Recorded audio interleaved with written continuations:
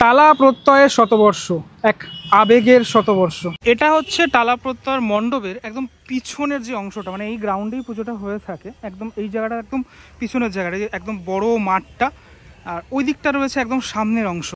আর টালা প্রত্যয়ের নাম আমরা জানি যে বীজগণিত ছিল, বেশ কিছুদিন আগেও নামটা আমরা জানি বীজগণিত ছিল, কিন্তু নাম এই মুহূর্তে দেখতে পাচ্ছ বীজ অঙ্গন নামে যে চেঞ্জ সেটা কিন্তু হয়েছে।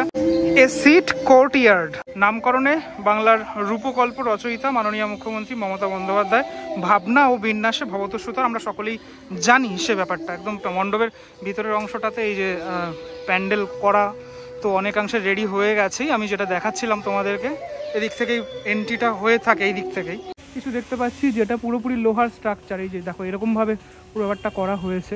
বীজগণিত থেকে বীজ অঙ্গন, অর্থাৎ এই টোটাল অঙ্গনটাই বীজের। আমি কয়েকদিন আগেই একটি ভিডিওতে তোমাদেরকে বলেছিলাম যে টালা প্রত্যয় এবছর যে প্রয়াসটি হচ্ছে সেটি দুর্দান্ত একটি প্রয়াস, কেননা 100 বছর স্বাভাবিক ব্যাপার, 100 বছরে এই ব্যাপারটা তো থাকাটাই স্বাভাবিক। কাঠামো অনেক কিছু দেখতে পাচ্ছি। আমার মনে হয় এখানটা একটা গোল করা কিছু একটা রয়েছে, গোল অংশ একটা রয়েছে যেটা পুরোপুরি মেটালের, আয়রনের। এই অংশটা টোটালটাই মেটালের আমার মনে হয়। এই জায়গাটা গোল একটা চাকতির মতো কিছু আমি দেখতে পাচ্ছি এখানটা, উনি মতো পুরোপুরি লোহার ব্যাপারটা সেটা করা হয়েছে।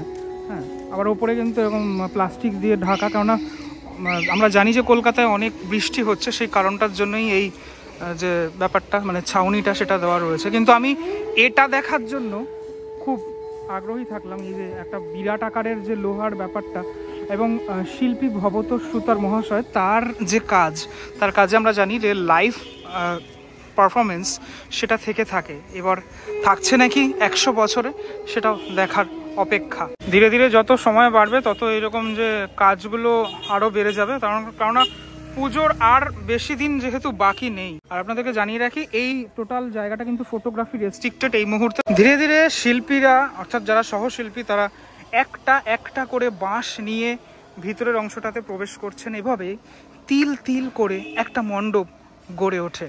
প্রত্যেকবারই আমরা এখান থেকে এন্ট্রিটা করি, এবং এই জায়গাটাতে এরকম টোটাল একটা লোহার যে স্ট্রাকচারাল পার্ট সেটা আমরা দেখতে পাচ্ছি। মনে হয় এখানটাতে এই talaprottay.com যেটা লেখা থাকে সেটা ডিজিটালি বা এমনি ম্যানুয়ালি লেখা থাকবে এই অংশটা থেকে। এখান থেকে আমরা মেনলি প্রবেশটা করি প্রত্যেকবার, এবং অনেকটা উঁচু থাকে। লোহার আর হচ্ছে তোমার এই বাটাম দিয়ে এরকম কিছু ব্যাপার করা হয়েছে, ওপর থেকে একদম নিচ অবধি এরকমটা করা হয়েছে।